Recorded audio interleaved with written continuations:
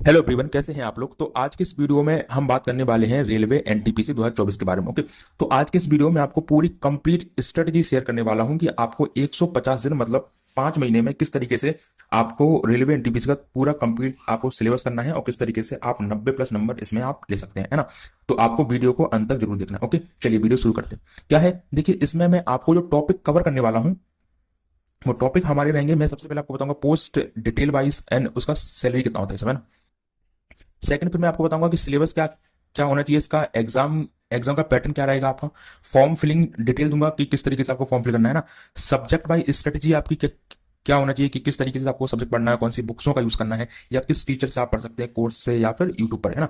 और सम study material जो कि मैं आपको कुछ ई बुक्स दूंगा, जो कि मेरे टेलीग्राम चैनल पर है ना। तो वहां से आप वो ई बुक जो है वो आप डाउनलोड कर सकते हैं। ओके, इसके अलावा मैं आपको बताऊं कि आपको मॉक टेस्ट कौन से मॉक टेस्ट आपको लेना चाहिए, किस तरीके से मॉक टेस्ट को लगाना है और एनालाइज करना है ना, और बेस्ट टाइम टेबल क्या होगा। तो ये 8 पॉइंट है जो आज की इस वीडियो में हम डिस्कस करने वाले हैं। ओके, तो चलिए चलते हैं हम सबसे पहले पोस्ट डिटेल पर। पोस्ट डिटेल क्या है, पोस्ट डिटेल आपका यह है कि इसमें जो पोस्ट है वो आपके ग्रेजुएशन के लिए है और आपके अंडर ग्रेजुएशन के लिए, है ना।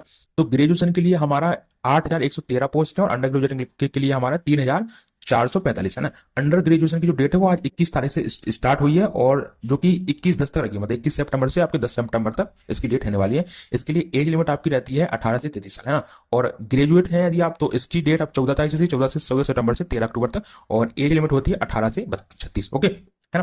तो अब चलते हैं, इसके बाद हम नेक्स्ट चलते हैं आगे। क्या देखिए, अब इसमें जो हमारी पोस्ट आई हुई है वो कौन कौन सी है।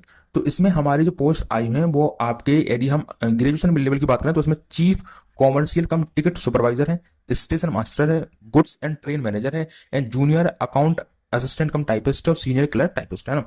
इन सब की जो लेवल होता है वो 6 पे का होता है, मतलब इन सब की सैलरी 3600 रुपए की होती है ना। 3600 मतलब 17,000 रुपए मंथली इनकम होती है इनकी, है ना, अप्रोक्सीमेटली।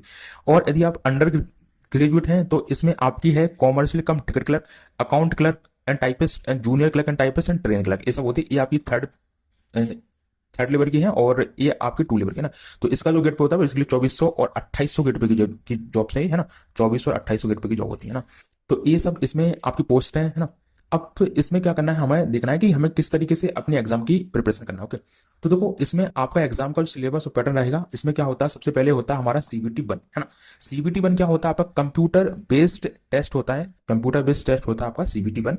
इसमें आपका जो मैथ्स आता है वो 30 नंबर का आता है, 30 क्वेश्चन आते हैं और जो कि 30 नंबर के होते हैं ना। रीजनिंग जो आता है आपका 30 क्वेश्चन आते हैं और 30 मार्क्स के होते हैं ना।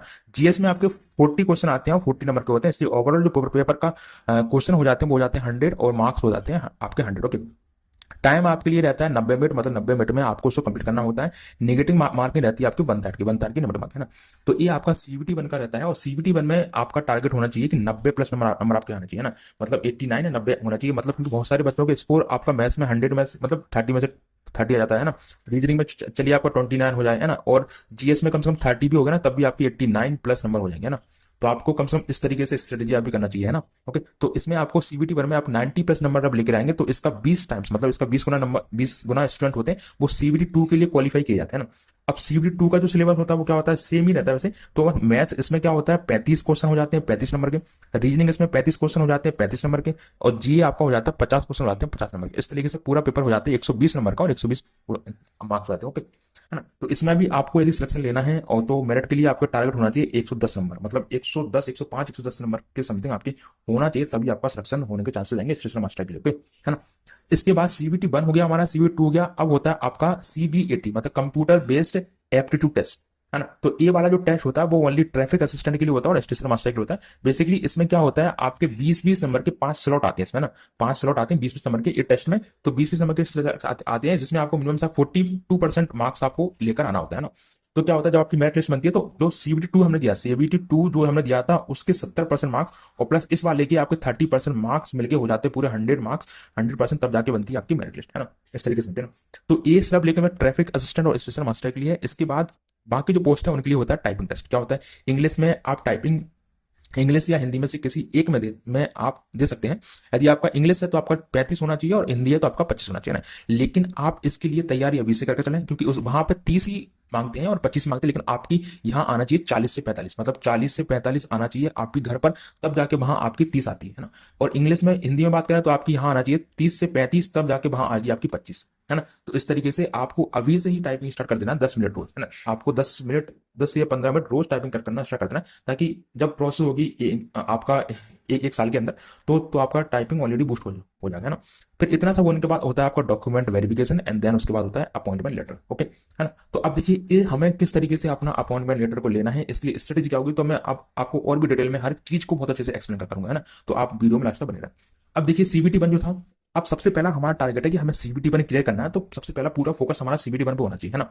तो सीबीटी वन में अभी हमने देख लिया कि हमारे यहाँ पर 90 मिनट रहेंगे और 100 क्वेश्चन आने वाले हैं, और 100 ही नंबर का आएगा ना, ओके। तो अब इसका सिलेबस क्या रहेगा। सिलेबस में इसका आपका मैथ है, जनरल इंटेलिजेंस रीजनिंग है, और जनरल अवेयरनेस है। तो जनरल मैथ्स में आपको किस तरीके से आपकी स्ट्रेटेजी करना है, क्योंकि इसमें सिलेबस में आपके जो नंबर क्वेश्चन मतलब चैप्टर है वो बहुत ज्यादा डिफिकल्ट नहीं आएंगे। तो देखिए सीबीटी वन में इतना ज्यादा लेवल आपका डिफिकल्ट नहीं रहेगा, सीबीटी टू में आपका लेवल डिफिकल्ट हो सकता है। तो इसमें आपका नंबर सिस्टम रहेगा, डेसिमल रहेगा, फ्रैक्शन रहेगा, LCM HCF, ratio proportion, percentage, mensuration, है ना, टाइम एंड वर्क। आपको मेंसुरेशन के बहुत अच्छे करना है, क्योंकि मेंसुरेशन के ज्यादातर क्वेश्चन आते हैं फॉर्मुला भी आते हैं। फॉर्मुला आपको बहुत अच्छे से याद होना चाहिए और थोड़ी सी आपको ट्रिक आना चाहिए, बस फिर आपका मेंसुरेशन से, और मेंसुरेशन से आपको बहुत क्वेश्चन देखने को मिले। इसमें रिलेवेंट क्या है, मेंसुरेशन से आपको काफी हद तक क्वेश्चन देखने के लिए मिले, मेंसुरेशन और ज्योमेट्री है, अलजेब्रा।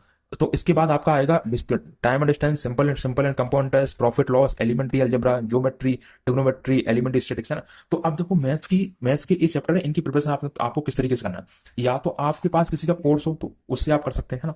सेकंड, यदि कोर्स नहीं है तो यूट्यूब पर ही बहुत सारे टीचर्स हैं जिन्होंने आपको मैथ्स की क्लास कर रही। तो इंडिविजुअल जैसे आपने सर्च किया यूट्यूब पर नंबर सिस्टम, तो नंबर सिस्टम में बहुत सारे आ जाएंगे, तो आप नंबर सिस्टम पढ़ते हो और अपना हैंड रिटन नोट्स बनाते हो, है ना। उसके बाद सबसे ज्यादा करनी है, एक बार सिलेबस कंप्लीट करने के बाद आपको प्रैक्टिस ज्यादा करनी है ना। प्रैक्टिस आप किस तरीके से करेंगे वो भी मैं आपको बताऊंगा, है ना। और इसके अलावा जनरल इंटेलिजेंस में भी आपको एनालॉजी होगा, है ना, नंबर ऐड, और ये सब सीरीज वाले क्वेश्चन, कोडिंग डिकोडिंग वाले क्वेश्चन, रिलेशन, पजल वगैरह, ये सब आपके जनरल उसमें रीजनिंग में आ जाते हैं ना।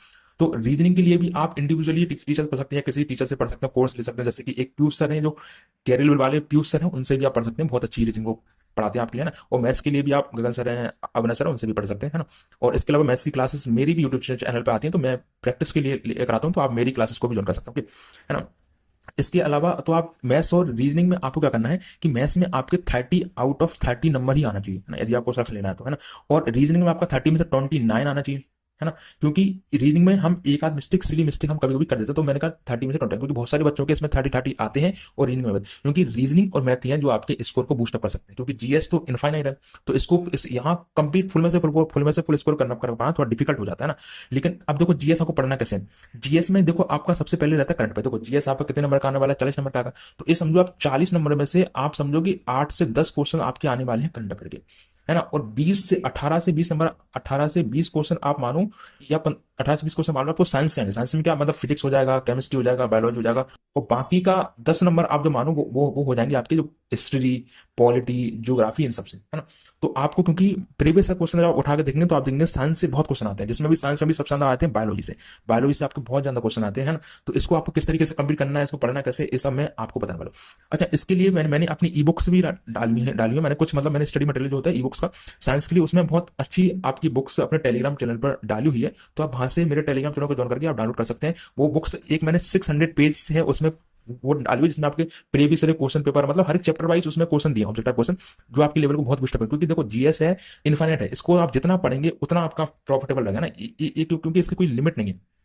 तो आपको, आप जितना ज्यादा प्रैक्टिस करेंगे उतना ज्यादा आप स्कोर बूस्ट अप कर सकते हैं ना। और एक और मैंने रेलवे की जो स्पीड होती है उसका पीडीएफ भी आपको मेरे टेलीग्राम चैनल पर मिल जाएगा। और आप मेरे टेलीग्राम चैनल को ज्वाइन करेंगे तो मैं धीरे धीरे उसमें और भी रेलवे का जो मटेरियल है वो डेली अपडेट करता रहता हूँ, है ना। तो आप वहां से सब कुछ ले सकते हैं ना। और भी कोई लेना हो आपको, कोई किसी प्रकार की और भी हेल्प लेना हो, तो मेरा व्हाट्सएप नंबर भी, इस पर भी आप मुझे व्हाट्सएप करके आप बता सकते हैं, जिसका नंबर आपको सबको डिस्क्रिप्शन में मिल जाएगा, ओके।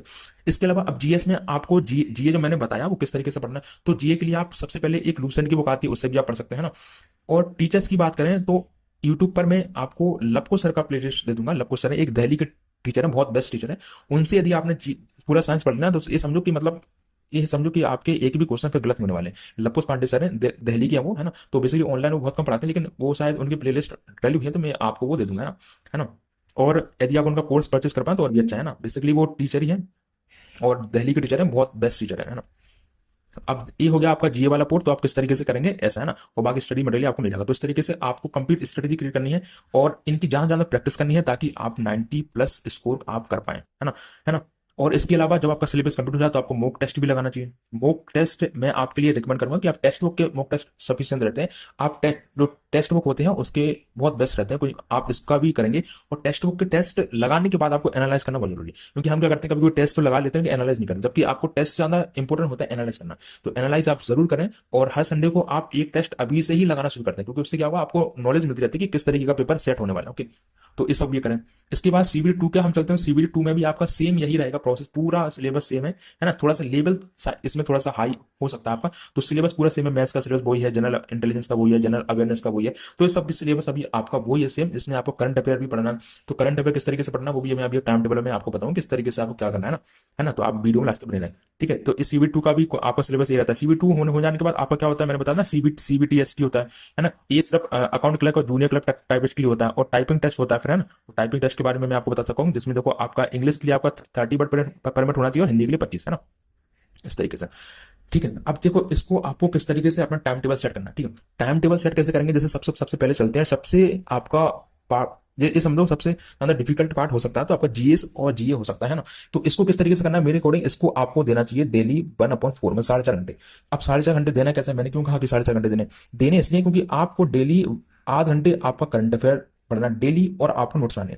करंट अफेयर नोट्स आपको किस तरीके से बनाने हैं, ऐसा नहीं है कि आपने डेली 15 क्वेश्चन पढ़े और 15 के नोट्स बना लिए, ऐसा नहीं। 15 क्वेश्चन में भी आपको 6 क्वेश्चन ऐसे देखने हैं जो कि बहुत अच्छे, उनके आपको नोट्स बनाने हैं ना। और डेली करंट अफेयर आप पढ़ सकते हैं किसी भी यूट्यूब चैनल से, या पे कितने सारे आते हैं, मतलब किसी भी पढ़ सकते हैं। और टेक्स्ट बुक में भी इसके डेली टेस्ट आते रहते हैं, वहां से भी आप लगा सकते हैं ना। अब सेकंड इसमें मैंने 2 पार्ट इसलिए बनाए कि आपको 2 घंटा पढ़ना है आपका पॉलिटी, हिस्ट्री और ज्योग्राफी, है ना। और साइंस के लिए 2 घंटे आपको अलग से देने हैं, साइंस के लिए, है ना, जिसमें आपका फिजिक्स रहेगा, केमिस्ट्री रहेगा, बायोलॉजी रहेगा। तो ये सब इसलिए आप जब इतना 4.5 घंटे जीएस पढ़ेंगे तब जाके आप उसमें अच्छा स्कोर कर पाएंगे, क्योंकि जीएस में हर कोई स्कोर नहीं कर पाता है ना। तो यहाँ जितनी ज्यादा आप प्रैक्टिस करेंगे उतना ज्यादा आपका लेवल बूस्टअप होगा। इसके लिए आपको टेक्स्ट बुक पे, या टेक्स्ट बुक की कंप्लीट हो जाए तो अड्डा 247 है सभी के। सबसे पहले आप क्या करेंगे, सबसे पहले आप टेक्स्ट बुक का जो भी है टेक्स्ट बुक आप जरूर लें, ताकि आपको उससे क्या होगा कि बहुत लेवल बूस्ट अप हो जाता है। उसमें बहुत सारी चीजें बहुत अच्छे से दी रहती है ना, मॉक टेस्ट दी रहते हैं, उनको आप जरूर सॉल्व करें। और एक एक क्वेश्चन को चैप्टर वाइज अच्छे सॉल्व करें ना। और चैप्टर वाइज और भी प्रैक्टिस करने के लिए मेरी बुक भी है टेलीग्राम चैनल पर, मैंने ई बुक आपको दी है, तो वहां से आप उसको डाउनलोड कर सकते हैं, बिल्कुल फ्री है, इसका कोई चार्ज नहीं है ना। तो वहां से डाउनलोड कर सकते हैं ना। और इसके अलावा अब चलते हैं मैथ्स पे। तो मैथ्स आपको किस तरीके से पढ़ना है, तो मैथ्स के लिए आपको टाइम देना चाहिए मिनिमम 3 से 3.5 घंटे, है ना। 3 से 3.5 घंटे आपको मैथ्स लगाना चाहिए। इसमें आपका सिलेबस कंप्लीट होगा, ज्यादा ज्यादा प्रैक्टिस करना चाहिए। मैराथन किसी टीचर की आती है, किसी भी एक दो टीचर अच्छे जो जो है चैप्टर वाइज आप उनसे रिवाइज कर सकते हैं। प्रीवियस ईयर के क्वेश्चन पेपर भी आपको देखते रहना चाहिए ना। और इसके अलावा रीजनिंग की मैं बात करूं तो रीजनिंग आपको सिर्फ 2 घंटे पढ़ना चाहिए, इसमें आपका सफिशिएंट काम हो जाएगा ना। और बाकी का 1 घंटे आपको ऐसे निकालना है, 1 घंटे इसलिए निकालना है क्योंकि आपको एक प्रीवियस ईयर का क्वेश्चन पेपर आपको लेना है, और उसको थोड़ा सा एक बार रीड करते रहना, देखते रहना कि मतलब इस तरह, क्योंकि जब आप उसको रीड करेंगे तो आपको पता लगा कि इस तरीके से प्रीवियस में कौन सा क्वेश्चन आया था, कहीं मैं कोई टॉपिक छोड़ तो नहीं रहा हूं, है ना। क्योंकि बहुत सारे टॉपिक आपको ऐसे मिलेंगे जो कोई टीचर नहीं कराता। मैथ्स में भी बहुत सारे टॉपिक हैं जो आपको टीचर कराती नहीं है, आपको खुद से करने पड़ते हैं। जैसे रोमन नंबर हो गया आपका, है ना, आपका इंटरनेशनल नंबर हो गया, जैसे कि मिलियन वगैरह, ट्रिलियन वगैरह, ये कोई टीचर मैथ्स में पढ़ाते ही नहीं है ना। तो ये सब क्या है आपको सेल्फ से करना पड़ेगा। अब आपको पता कैसे चलेगा, तो आप जब प्रीवियस क्वेश्चन पेपर को एनालाइज करोगे तब आपको पता चलेगा कि ये वो टॉपिक है जो मेरे टीचर ने कराई नहीं, है ना, तो मेरे को करना है। तो अब इस तरीके से आप यहाँ से आपको डेली 1 घंटे पेपर को जरूर देखना है, ताकि आपको एक आइडिया लगता रहे कि भाई प्रीवियस ईयर के क्वेश्चन में किस तरह के क्वेश्चन पिकअप हुए थे, किस टॉपिक से पिकअप हुए थे। तो आप जब इस तरीके देखेंगे तो आपको अपने आप ऑटोमेटिक समझ नहीं आने लगता कि हाँ मुझे क्या करना है ना। तो इस तरीके से जब आप करेंगे तो आपके डेफिनेटली बहुत अच्छा लेवल आपका बूस्ट अप हो जाएगा। और प्रैक्टिस करते रहें, मॉक टेस्ट आप जरूर लगाएं, क्योंकि मॉक टेस्ट बहुत जरूरी होते हैं। क्योंकि बहुत सारे बच्चे करते हैं, पढ़ लेते हैं, कभी मॉक टेस्ट लगाते हैं। आपको मॉक टेस्ट लगाना ज्यादा ज्यादा, मैं करूँ हर संडे एक मॉक टेस्ट आपको लगाना चाहिए, है ना। हर संडे एक मॉक टेस्ट लगाने के बाद एनालाइज करना चाहिए, मतलब हर संडे आपको पढ़ाई बंद करने के बाद एक मॉक टेस्ट लगाना है, और एक मॉक टेस्ट को उस दिन एनालाइज करना है। यदि उस मॉक टेस्ट में आपको कुछ मिल रहा है तो एक की पॉइंट अपने आप बनाते जाइए कि इस तरीके से ये पॉइंट है जो बहुत अच्छे हैं, तो उनको आप नोट करना चाहिए। इस तरीके से जब आप अपनी प्रिपरेशन को आप लेवल आप बूस्ट करेंगे तो आपका लेवल जरूर बूस्ट होगा, और आपके नंबर्स आएंगे 90+ फर्स्ट वाले में, 110 आपके आ जाएंगे डेफिनेटली, है ना। क्योंकि जब आप इस तरीके से प्रिपरेशन करेंगे तो आपके सिलेक्शन के चांसेस काफी हद तक रहेंगे। ओके, है ना। तो आप स्टडी मटेरियल के लिए आप हमारे बुक्स टेलीग्राम चैनल पे हैं, और इसके अलावा और भी आपको कोई डाउट हो या कोई भी आपको क्वेश्चन पूछना हो तो आप मुझे कमेंट बॉक्स में जरूर बताएं, है ना। तो आज की वीडियो में इतना ही, मिलते हैं ऐसी नेक्स्ट वीडियो में। तो अब तक के लिए thank you, take care, bye.